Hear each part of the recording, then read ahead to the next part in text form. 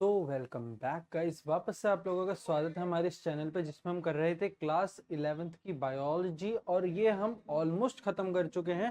सिर्फ 2 चैप्टर हमारे रह गए थे। एक उसमें से हम जो कर रहे हैं वो है फोटोसिंथेसिस इन हायर प्लांट्स। और उसमें हमें बेसिकली 2 ही चीज़ें याद रखनी है। एक है लाइट रिएक्शन।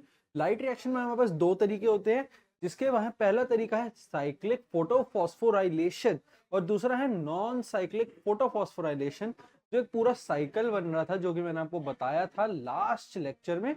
और इसके बाद आज हमें देखना है इसका डार्क रिएक्शन, मतलब कि लाइट रिएक्शन से हम उसे एनर्जी को या जो भी हमको सनलाइट है उसको जो है एनर्जी में कन्वर्ट करते हैं NAD+ या ATP या NADPH में। और अब इस NADPH से हमें फूड बनाना है, तो उसके लिए हमको डार्क रिएक्शन लगती है। तो डार्क रिएक्शन की बात करें, अगर इसमें, तो सबसे पहले हमारे पास डार्क रिएक्शन में आती है C3 साइकिल। अब इसमें आपको सबसे पहले क्या याद रखना है? इसमें आपको याद रखना है प्राइमरी प्राइमरी CO2 एक्सेप्टर कौन सा है। CO2 एक्सेप्टर कौन सा है? तो प्राइमरी CO2 एक्सेप्टर है प्राइमरी CO राइबुलोज 1,5 बिसफॉस्फेट। मतलब एक राइबोज शुगर है, राइबुलोज 1,5 बिसफॉस्फेट, और फॉस्फेट ग्रुप उस पर जुड़ा हुआ है। Ribulose 1,5 bisphosphate. अब बच्चे पूछेंगे सर क्या इसका स्ट्रक्चर बनाना है? मैं बोलूंगा नहीं बनाना, नाम तो याद रखना ही पड़ेगा। एक है ribulose 1,5 bis phosphate, ribulose 1,5 bis phosphate, ये आपको तो याद रखना है। अच्छा, अब प्राइमरी एक्सेप्टर तो हमें पता चल गया। अब हमें क्या देखना है? First product after fixation of CO2, product after CO2 fixation, मतलब कि CO2 को फिक्स करने के बाद क्या पहला प्रोडक्ट बना, ये भी हमें याद रखना है। वो है 3-फॉस्फोग्लाइसरेट। 3-फॉस्फोग्लाइसरेट, ग्लाइसरेट मतलब है तो कोई शुगर ही, है ना। और उसमें 3 फॉस्फेट ग्रुप्स भी लगे हुए हैं। 3-फॉस्फोग्लाइसरेट, 3-फॉस्फोग्लाइसरेट। अच्छा, इतना हो गया। अब इसके बाद बच्चों को क्या काम करना पड़ेगा? बच्चों को करना पड़ेगा मगजमारी वाला काम। वो क्या है? वो इसे याद करना। तो जरा देखते हैं क्या है ये, कैसे क्या हो रही है। तो सबसे पहले क्या बताया, प्राइमरी CO2 एक्सेप्टर कौन बन रहा है हमारे यहाँ पर? इस बार बली का बकरा है राइबुलोज 1,5 बिसफॉस्फेट।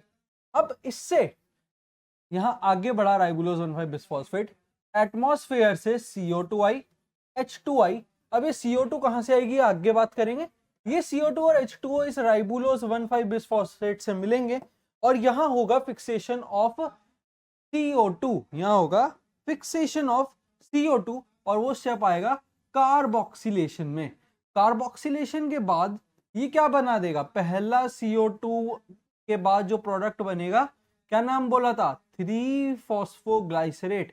तो यही टेबल में है कि राइबुलोज 1,5 बिसफॉस्फेट का कार्बोक्सिलेशन हुआ। कैसे? एटमॉस्फेयर से CO2 और H2O आई, इसके साथ जुड़ी, कार्बोक्सिलेशन करा, और उस प्रोसेस के बाद जो पहला प्रोडक्ट बना वो ये बना। अब ये प्रोडक्ट बनते ही आगे क्या हुआ? इस प्रोडक्ट में से, इस 3-फॉस्फोग्लाइसरेट में से क्या रिड्यूस हो गया? ATP प्लस NADP प्लस, यानी कि यहां पर रिड्यूस किसका हुआ? एनर्जी का। एनर्जी क्या होती है? ATP और NADPH की फॉर्म में होती है, और इसकी इनएक्टिव फॉर्म कौन सी है? ADP and NADP plus. ADP क्या है? Adenosine diphosphate. और ATP क्या है जो उसकी एक्टिव फॉर्म है एनर्जी की? Adenosine triphosphate. ये आपको याद रखना है। तो 3-फॉस्फोग्लाइसरेट में से रिड्यूस क्या हो गई? ATP और NADPH, मतलब इसमें से एनर्जी वाला सारा काम निकाल दिया। ATP और NADPH यूज हो गई, ATP और NADPH यूज हो गई और वापस से इनएक्टिव हो गई ADP प्लस NADP प्लस में। और फिर ट्रायोज फॉस्फेट बन गया। इसमें से जब एटीपी और एनएडीपी प्लस निकाल दिया तो ट्रायोज फॉस्फेट बन गया, और इसी ट्रायोज फॉस्फेट से इन्होंने सुक्रोज और स्टार्च को निकाल लिया, जो कि एक बेसिकली क्या है हमारे लिए, फूड है, ये फूड है। अच्छा, अब इस बचे हुए ट्रायोज फॉस्फेट का क्या होगा? इस ट्रायोज फॉस्फेट का होगा रीजेनरेशन, मतलब वापस से इसको एटीपी दिया और एटीपी से फिर एडीपी निकला, और जितना एटीपी यूज हुआ उस एटीपी के यूज होने के बाद क्या बना, वापस से राइबुलोज 1,5 बिसफॉस्फेट, राइबुलोज 1,5 बिसफॉस्फेट। तो शायद ये तो याद ही हो गई होगी, एक बार जरा देख के नहीं बोलते, बिना देखे बोलते हैं। राइबुलोज 1,5 बिसफॉस्फेट कार्बोक्सिलेशन कैसे हुआ? कार्बोक्सिलेशन कैसे हुआ? जब एटमॉस्फेयर से CO2 और H2O आके इस पे जुड़ी, कार्बोक्सिलेशन होते हुए क्या बनाया पहला प्रोडक्ट, 3-फॉस्फोग्लाइसरेट। इस 3-फॉस्फोग्लाइसरेट में से आगे क्या हुआ, इस 3-फॉस्फोग्लाइसरेट में से आगे क्या हुआ, निकाली एटीपी और एडीपी, और वहां पर क्या रख दिया, क्या बन गया उसके आगे, क्या बना था वो प्रोडक्ट, मेरे को याद नहीं आ रहा नाम, प्रोडक्ट का नाम एक बार देख लेते हैं, ट्रायोज फॉस्फेट। हाँ, ट्रायोज फॉस्फेट बना, रिडक्शन के बाद ट्रायोज फॉस्फेट बना, और उस ट्रायोज फॉस्फेट में से उन्होंने क्या निकाल दिया, सुक्रोज और स्टार्च, जो कि एक फूड मटेरियल है। और उसके बाद रीजेनरेशन कैसे किया, वापस से उसको एटीपी दिया, थोड़ा सा एडीपी निकला अमाउंट का, बट एटीपी से उसको एनर्जी मिली, और एनर्जी से वो वापस क्या बन गया, एटीपी की एनर्जी से वो वापस क्या बन गया, राइबुलोज 1,5 बिसफॉस्फेट। अच्छा, अब जरा इसके बाद देखते हैं अगला। अगला है हमारे पास हमारा C4 साइकिल। तो जरा एक बार हम प्राइमरी CO2 एक्सेप्टर देख लेते हैं, किसमें, प्राइमरी CO2 एक्सेप्टर इन C4 साइकिल, इन C4 साइकिल। तो प्राइमरी CO2 एक्सेप्टर क्या है, फॉस्फोइनॉल पाइरुवेट, फॉस्फोइनॉल और पाइरुवेट, मतलब पाइरुवेट है उसमें, इनॉल ग्रुप है और फॉस्फेट ग्रुप है, ये आपको याद रखना है। अच्छा, अब C3 साइकिल में प्राइमरी CO2 एक्सेप्टर का रोल कौन प्ले कर रहा था, राइबुलोज 1,5 बिसफॉस्फेट। और अब यहां पर हमें बताना है फर्स्ट प्रोडक्ट क्या बनेगा, first product after fixation, first product after fixation, after fixation क्या बना, जरा वो भी देखते हैं। फर्स्ट प्रोडक्ट आफ्टर फिक्सेशन क्या बना, वो है ऑक्जेलो, ऑक्जेलो एसिटिक एसिड। ये भी आपको याद रखना तो जरूरी है ही, क्या बना, ऑक्जेलो एसिटिक एसिड, ये यहां पर प्रोडक्ट बना, फर्स्ट प्रोडक्ट बना फिक्सेशन होने के बाद। फॉस्फोइनॉल पाइरुवेट से अगला क्या बनेगा, ऑक्जेलो एसिटिक एसिड। तो मैंने आपको इस पेज पे उन आगे आने वाली जो हमारे पास साइकिल है उनका फर्स्ट प्रोडक्ट क्या है वो बता दिया, और कहां से शुरू हो रही है साइकिल वो बता दिया। ये दोनों तो आपको बता दिए, बस आपको अब ये हिस्सा और याद रखना है, ये प्रोसेस याद रखना है, और ये प्रोसेस तो याद रखना है, क्योंकि यही मेन है, रीजनरेशन रिडक्शन इसमें इसका मेन प्रोसेस है। C4 साइकिल की बात करते हैं, तो ये हमारे पास हमारी C4 साइकिल।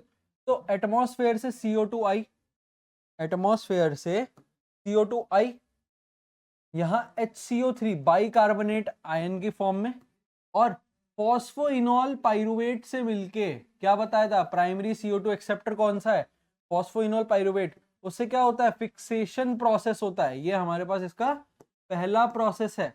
इससे क्या बनाते हैं ये लोग, C4 एसिड। अब ये C4 एसिड तो इस जगह बना है जो कि है mesophyll cell of, mesophyll cell जो है प्लांट का। तो अब यहां से यहां पर एक दूसरा प्रोसेस होता है जिसे कहते हैं ट्रांसपोर्ट। अब ये ट्रांसपोर्ट किया जाता है बंडल शीट सेल में, ट्रांसपोर्ट किया, C4 एसिड इधर पहुंच गया। अब ये आगे क्या करेंगे, पहले कार्बोक्सिलेशन यानी कार्बोक्सिड ग्रुप जो था वो इसमें था, अब इसमें क्या होगा, डी कार्बोक्सिलेशन, मतलब एक ये CO2 वाला जो ग्रुप है इसे जो है निकाल दिया जाएगा, है ना। अब यहाँ से ये CO2 निकल गई। अब बच्चे पूछेंगे सर जी जो CO2 निकली ये CO2 जाएगी कहाँ? ये कार्बन डाइऑक्साइड जाएगी कहाँ? डीकार्बोक्सिलेशन मतलब जो इसमें कार्बन डाइऑक्साइड थी उसमें से एक कार्बन डाइऑक्साइड का मॉलिक्यूल अलग कर दिया। अब ये CO2 कहाँ जाएगी? यहाँ देखो एक लिखा है फिक्सेशन बाय केल्विन साइकिल। इस CO2 का फिक्सेशन होगा केल्विन साइकिल के थ्रू। केल्विन साइकिल मतलब इसे कहते हैं केल्विन साइकिल, इसे कहते हैं केल्विन साइकिल। ये होती है केल्विन साइकिल। ये जो CO2 आई ना ये वही CO2 है जो वहां से निकली थी, ये वही CO2 है जो वहां से निकली थी। ये रियो CO2 तो वहां पहुंच गई। अब यहाँ क्या बच गया? C4 की जगह C3 एसिड बच गया। अब ये C3 एसिड वापस से क्या होगा? ट्रांसपोर्ट होगा। तो ये सेकंड प्रोसेस था, ये थर्ड प्रोसेस है। सेम ट्रांसपोर्ट उधर हो रहा है इसलिए वो फोर्थ प्रोसेस नहीं बना। वापस से C3 एसिड कहाँ पहुंच गया? वापस से बंडल शीट सेल में।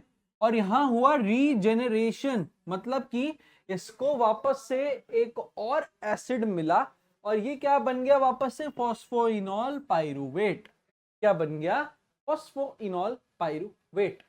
अच्छा, बंडल शीट सेल, मीजोफिल। अब ये ट्रांसपोर्ट कहाँ हो रहा है? ये हो रहा है प्लाज्मोडेस्माटा के थ्रू। प्लाज्मोडेस्माटा याद करो, याद करो, याद आ रहा है? Cell the unit of life में सेल वॉल का मॉडिफिकेशन था प्लाज्मोडेस्माटा, जिसमें सेल्स क्या करते हैं? प्लांट के एक दूसरे से अटैच होने के लिए प्लाज्मोडेस्माटा बनाते हैं ताकि उनमें गैसियस एक्सचेंज हो पाए। तो ये गैसियस एक्सचेंज ही तो है। क्या है ये? Gaseous exchange. हो गया गैसियस एक्सचेंज। अच्छा, इसी के बारे में थोड़ा बहुत इधर लिख देते हैं, इसी के बारे में थोड़ा बहुत इधर लिख देते हैं। क्या लिखेंगे? They have cross anatomy. अच्छा, ये क्या हो गया? ये क्या चीज हुई? स्पेलिंग देख लो, क्रांस एनाटॉमी मतलब कि स्पेशल लीफ एनाटॉमी को क्रांस एनाटॉमी मिलते हैं, बोलते हैं, क्योंकि क्रांस ने खोजी थी। Special leaf modification, special leaf modification. अच्छा, अब अगला पॉइंट क्या है? स्पेशल लीफ मॉडिफिकेशन के बाद नेक्स्ट पॉइंट लिखते हैं। They have bundle sheath cell, they have mesophyll and bundle sheath cell. ये तो आपको वही डायग्राम में दिख गया। Mesophyll and bundle sheath cell, bundle sheath cells हैं, मीजोफिल सेल है, ये आपको पता चल गया, है ना। और क्या चीज है? एक और कुछ और पॉइंट्स इसमें और जो अगर हम लिख सकें, आगे से देखते जरा साइकिल से। इसमें हम लिख सकते हैं प्लाज्मोडेस्माटा के बारे में, है ना। तो gaseous exchange occurs, gaseous exchange occurs, gaseous change occurs due to plasmodesmata, due to plasmodesmata, plasmodesmata. इसके थ्रू क्या होता है? Gaseous exchange. अच्छा, और क्या है? एक और चीज, दे परसिस्ट मतलब बचे रहते हैं, दे persist high temperature, high temperature, high temperature से ये बचे रहते हैं। और एंड में हम लिखते हैं जरा इसके कुछ एग्जाम्पल्स। एग्जाम्पल्स क्या हैं? एग्जाम्पल्स हैं लाइक मेज, एग्जाम्पल है maize and sugar cane, and sugar cane, sugar cane and maize are the example of C4 cycle. तो C4 साइकिल के बारे में कुछ पॉइंट्स भी देख लिए, पूरी साइकिल भी देख ली। अब आता है डार्क रिएक्शन में आखिरी चीज, क्या है? कैम पाथवे, वो वहीं बता दिया मैंने। तो अब आते हैं कैम पाथवे पे। कैम पाथवे पे, कैम पाथवे बेसिकली क्या है? जो प्लांट्स होते हैं, जो प्लांट्स हैव स्टोमाटा, है ना, plants have stomata, plants have stomata. अब उन स्टोमाटा में क्या काम करते हैं ये? वो स्टोमाटा डे में और नाइट में क्या रहते हैं? वैसे नॉर्मली नॉर्मली तो स्टोमेटास दिन में खुलते हैं और रात में बंद हो जाते हैं CO2 फिक्सेशन के लिए, बट इसमें स्कैम पाथवे में क्या होता है, डे में वो लोग जो स्टोमेटा है उसके गेट क्लोज होते हैं और नाइट में वो ओपन होते हैं। सर इससे होता क्या है, इससे होता क्या है, help to fix CO2, help to fix CO2 fix करने में हेल्प करता है। साथ साथ क्या होता है इसमें, CO2 फिक्स करने के साथ साथ वाटर लॉस डिक्रीज होता है, water loss decreases, water loss नहीं होता। ये देखो ये हो गया, वाटर लॉस नहीं होता, हेल्प करता है CO2 फिक्सेशन में। कैसे हेल्प करता है, डे में जो है स्टोमेटा को क्लोज कर देगा, नाइट में जो है ओपन कर देगा। इतना ही है कैम पाथवे, जो पैराग्राफ होगा उसे आप पढ़ लोगे वो भी समझ में आ जाएगा। अच्छा, अब आता है फोटो रेस्पिरेशन। तो फोटो रेस्पिरेशन क्या है, it is a wasteful process. Sir जी भर पढ़ा के रहे हो क्योंकि पेपर में भी आ जाता है। It is a wasteful process, just यही एक चीज जो आपको मेन इसमें याद रखनी है। यानी इसमें क्या है, no ATP formation, no ATP, NADPH और शुगर की फॉर्मेशन नहीं होती, शुगर फॉर्मेशन नहीं होती। अच्छा, अब अगला point, it occurs mainly in, it occurs mainly in, it occurs mainly in C3 plants, C3 plants, ये बेसिकली C3 प्लांट्स में होती है और not in C4, not in C4 plants, C4 plants. अच्छा, और भी कोई अगर पॉइंट्स इसमें लिख पाए है ना, फोटो रेस्पिरेशन में, it is done in high temperature, it is done in high temperature, बहुत ही हाई टेम्परेचर में इसे जो है परफॉर्म किया जाता है, या ये अपने आप ही परफॉर्म होता है, ऑटो परफॉर्मिंग है हाई टेम्परेचर में। तो उसमें क्या है, कुछ नहीं हो पाता उसमें, क्यों, एक्सेसिव वाटर लॉस होता है, due to excessive water loss, due to excessive water loss, excessive water loss, excessive water loss. क्या होता है एक्सेसिव वाटर लॉस से, CO2 fixation is difficult, CO2 fixation is difficult, is difficult. Water की तो need होती है ना हर जगह, बिना उसके तो कुछ नहीं हो सकता प्लांट्स में भी। तो ये फोटो रेस्पिरेशन से जुड़े हुए कुछ और इंपॉर्टेंट हमारे पास जो पॉइंट्स भी एनसीईआरटी में गिवन थे, बाकी तो होल पैराग्राफ है वो तो आपको पढ़ना पड़ेगा। अच्छा, अगली चीज, factors affecting photosynthesis, factors affecting photosynthesis, दो चीजें हैं, केवल दो चीजें, बच्चों की तरह, ये देखो ये दो चीजें हैं। पहली चीज क्या है, जो इंटरनली फैक्टर अफेक्ट कर रहे हैं, इंटरनल, इंटरनल, और जो एक्सटर्नली हो रहा है, मतलब बाहर की दुनिया की वजह से, अंदर की दुनिया की वजह से क्या हो रहा है, प्लांट की अंदर की दुनिया की वजह में, अंदर में क्या है, उसकी एज, उसका ओरिएंटेशन, उसकी अनैटमी, ओरिएंटेशन, उसकी अनैटमी, एग्जाम्पल ये हो गए, ठीक है। और बाहर की वजह से क्या हो रहा है, बाहर की वजह से क्या क्या आता है, टेम्परेचर, टेम्परेचर, वाटर, ये सब जो है उसके बाहर की वजह से है, टेम्परेचर वाटर।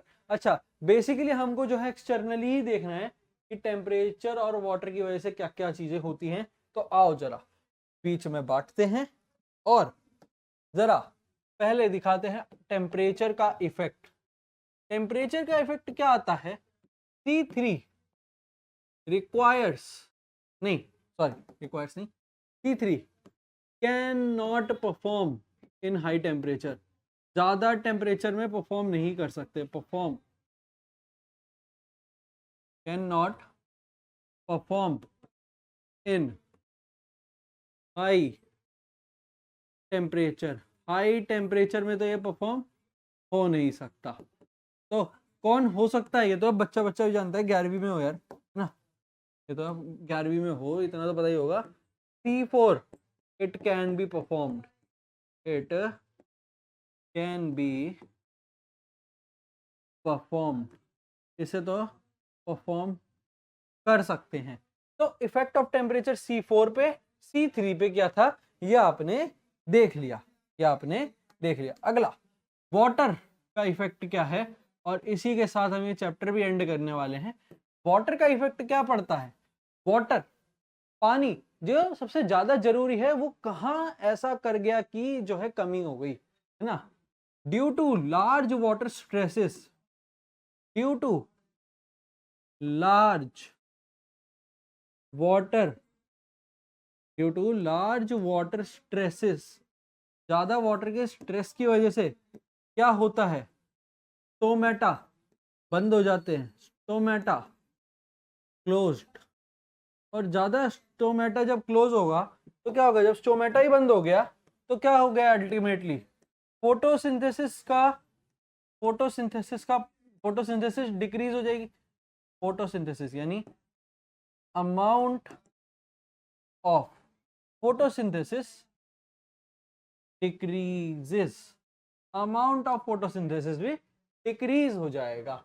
तो वाटर का आप समझे कि वाटर कहाँ, ज्यादा पानी भी नुकसानदायक कहला गया, ज्यादा टेम्परेचर भी नुकसानदायक कहला गया, कि C3 साइकिल तो हुई नहीं, C3 साइकिल तो हुई नहीं। और बिना C3 साइकिल के, मतलब लाइक C4 साइकिल हो सकती है, तो C4 साइकिल में जो CO2 बन रहा है वो C3 में तो काम ही नहीं आ पाएगा। या आई गेस इधर C3 नहीं, NCERT में इधर लाइट और डार्क रिएक्शन लिखी हुई है, इधर लाइट और डार्क रिएक्शन लिखी हुई है, तो यहाँ लाइट और डार्क रिएक्शन होगा, हाँ, लाइट रिएक्शन, लाइट रिएक्शन, और इधर है dark reaction. Sorry for that mistake, एक मिसअंडरस्टैंडिंग हुई। तो लाइट रिएक्शन और डार्क रिएक्शन है, उधर C3 C4 नहीं है।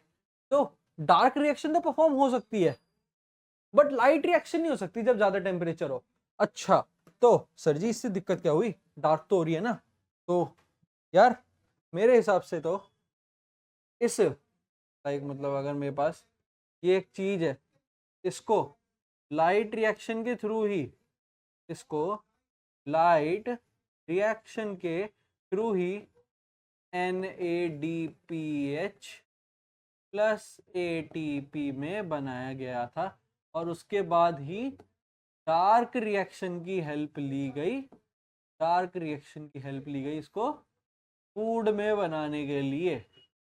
तो जब यही कट्टा मार दिया तो ये करके क्या कर लोगे, और करोगे कैसे जब NADPH और ATP है ही नहीं। तो इसीलिए टेम्परेचर भी कितना नुकसानदायक कहला गया। और इंटरनल और एक्सटर्नल ये तो आप याद रख ही लोगे। फोटो रेस्पिरेशन के बारे में 4 पॉइंट्स तो मैंने लिख दिए, बाकी के लिखना आपका काम, और पैराग्राफ पढ़ना जरूरी है।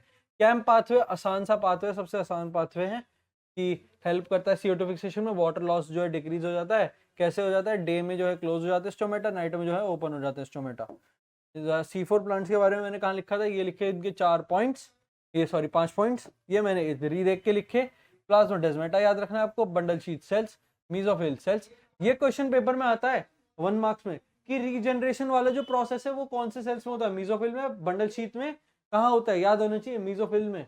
और कहाँ पर, एक क्वेश्चन बहुत इंपॉर्टेंट, एट विच प्लेस या विच cell the C4 acid which is produced in C4 cycle is converted into C3 cycle and name the process 2। तो वो प्रोसेस है डीकार्बोक्सिलेशन, प्रोसेस है डीकार्बोक्सिलेशन। कहाँ बनता है, बंडल शीथ सेल्स में। कहाँ बनता है ये, बंडल शीथ सेल्स में। और पेन गिर गया, उठा लेते हैं। चल, इतना आपको याद रखना है इसमें। और क्या है, C4 साइकिल के बारे में बता दिया, C4 प्लांट्स के बारे में। केल्विन साइकिल किसे कहते हैं, केल्विन साइकिल इसे कहते हैं, ये है, ये है, ये है, C3 साइकिल या केल्विन साइकिल। केल्विन साइकिल में प्राइमरी CO2 एक्सेप्टर क्या है ये आपको याद रखना है। फर्स्ट प्रोडक्ट क्या बना था ये आपको याद रखना है। प्राइमरी CO2 एक्सेप्टर क्या है C4 साइकिल में वो याद रखना है। और फर्स्ट प्रोडक्ट क्या बना था ऑक्जेलो एसिटिक एसिड यानी C4 एसिड जो था ऑक्जेलो एसिटिक एसिड। और इसी तरीके से हम ये तो पूरा चैप्टर ही खत्म कर चुके हैं। इसी तरीके से हम तो ये पूरा चैप्टर खत्म कर चुके हैं। अब बस एक ही चैप्टर बच रहा है रेस्पिरेशन इन प्लांट्स और क्लास 11 खत्म। सारे चैप्टर्स हमने A to Z जितना हमारी तरफ से हो पाया उतना आपको नॉलेजेबल बनाने की कोशिश करी है। तो नेक्स्ट टाइम हम लेकर आएंगे 11th का बाकी बचा हुआ एक आखिरी चैप्टर। तब तक के लिए ये वीडियो यहीं समाप्त। Thank you so much.